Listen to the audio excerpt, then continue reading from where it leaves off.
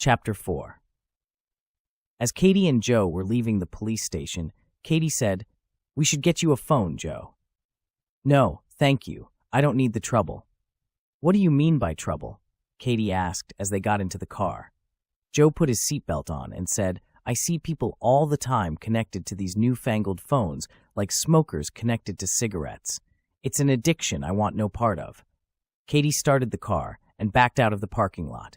She said when they were on the road, if we didn't have a phone, it would be much harder to get the information we need. "I agree, and you should have a phone, but we don't need two phones." "I'm pregnant now, Joe. What if the baby has a problem and I need to contact you?" "I won't let that happen. Besides, we are almost always together." "Okay, Joe," Katie said as she put her hand on his. "Part of me is glad you don't want a phone. The old-fashioned side of you is quite a turn-on." They kissed, and it soon became passionate. Katie pulled away and said, "No, we almost drove off the road the last time we did that." "Where are we going, by the way?" Joe asked. "It's almost lunchtime. I thought we could stop and get something to eat." "You're eating for two now. We should find something healthy." "What would you suggest?" Katie asked. "I don't know. Let's see what you need. Pull over up here." There was a bank ahead, and Katie parked in a spot as far from other cars as she could find. They held hands, and Joe concentrated. He always knew what his own body needed for nutrients, and now he could feel what Katie needed too. After 30 seconds, he let go and said, "I think we can both benefit from some leafy green vegetables, like a salad." "I know a good place nearby," Katie said before backing out of the parking space and getting back on the road. They drove for 5 minutes before parking in front of a Greek restaurant. It was a small place between a barber shop and a cell phone store. "I thought we could get Greek salads," Katie said. "Good choice," Joe said as they got out of the car. As they walked toward the door, Katie pointed at the cell phone store and asked, "Are you sure you don't want a phone? We can get a cheap flip phone without all the bells and whistles." "Are you kidding? That's what they call a gateway drug. Look at you knowing something current." "First, just because I don't watch television doesn't mean I don't know what is going on in the world. Second, the term gateway drug has been around since long before you were born." "Really? I didn't know that." "It's true. Back in the 70s, people thought marijuana was a gateway drug. Now it's cheap cell phones." Katie slapped Joe on the arm and said, "Come on, let's eat." They went inside and were seated by a pleasant older woman who put menus in front of them and took their drink order. When she left, Joe asked, "What do you want to do after lunch?" "I thought we could go see Mrs. Babick." "I was hoping you would say that," Joe said. "If you wanted to see her now, why didn't you just say so?"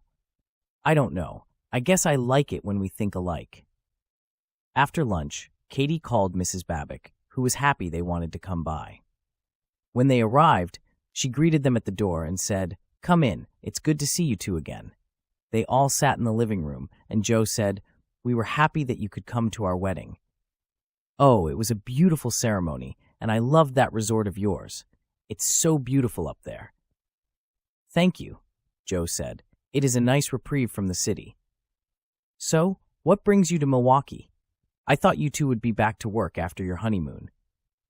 "We just got home when we learned someone had shot a good friend of mine," Katie said. "Oh my, is she okay?" "She is now. Joe saved her life, but unfortunately her mother was killed." Mrs. Babick, who was sitting on a chair next to Katie, leaned over, put her hand on Katie's, and said, "That's terrible. I'm so sorry."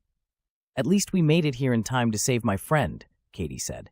"I'm so glad you discovered how to use your ability to help others," Mrs. Babick said. "I know that was important to you."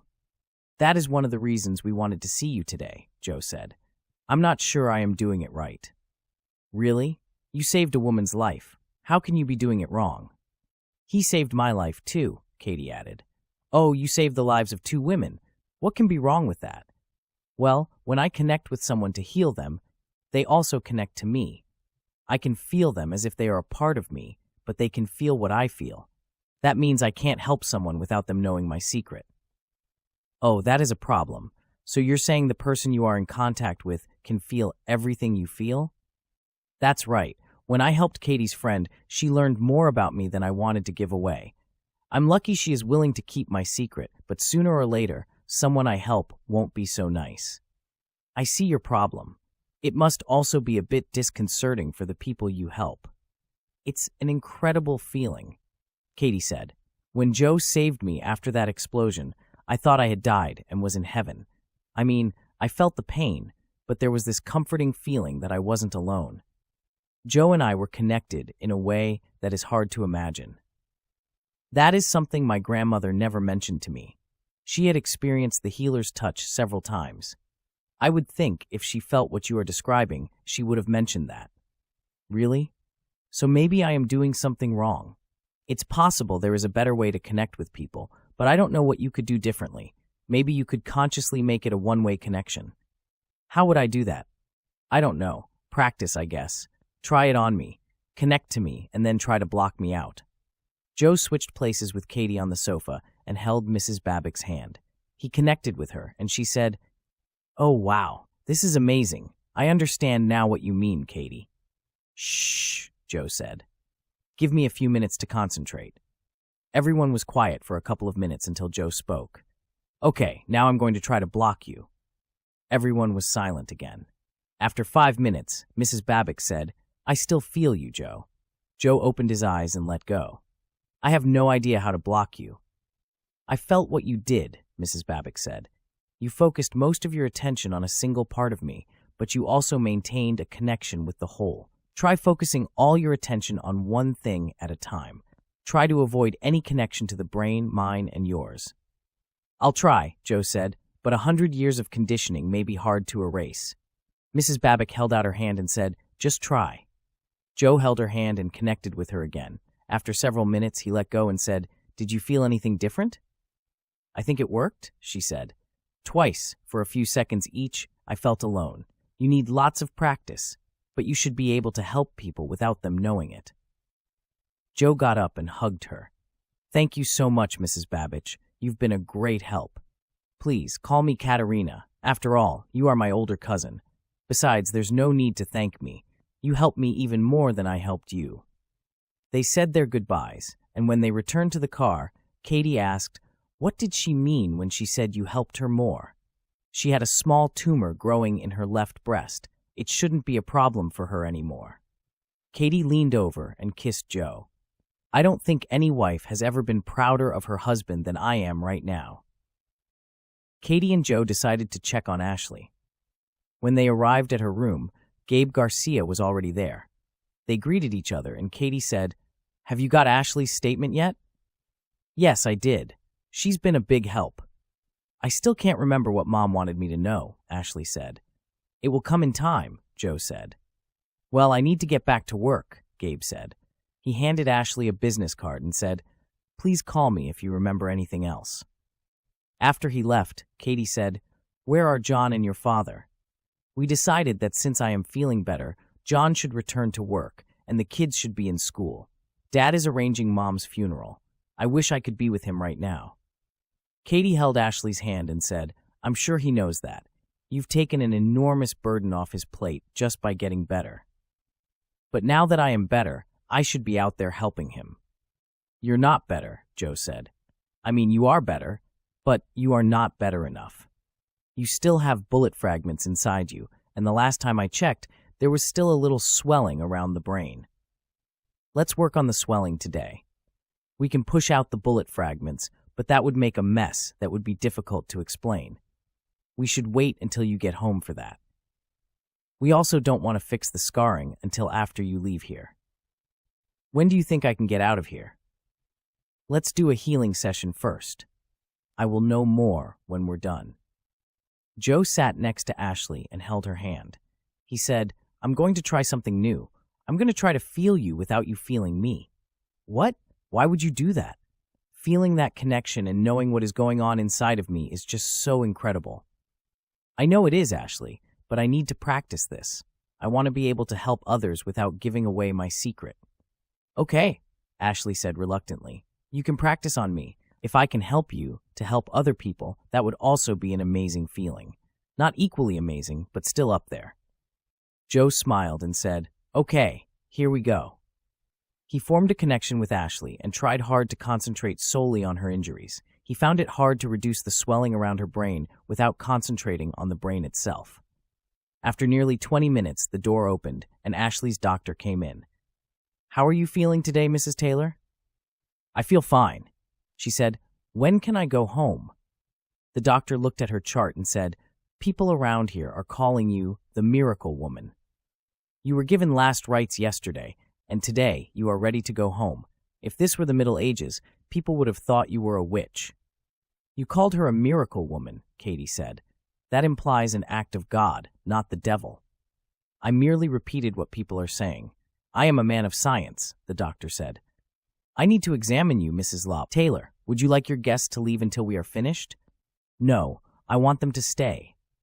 "Very well," he said before taking out his stethoscope and listening to Ashley's chest. He pressed on Ashley's stomach and asked, "Does that hurt?" "No, not at all," Ashley said. He moved his fingers over a few inches and pressed again.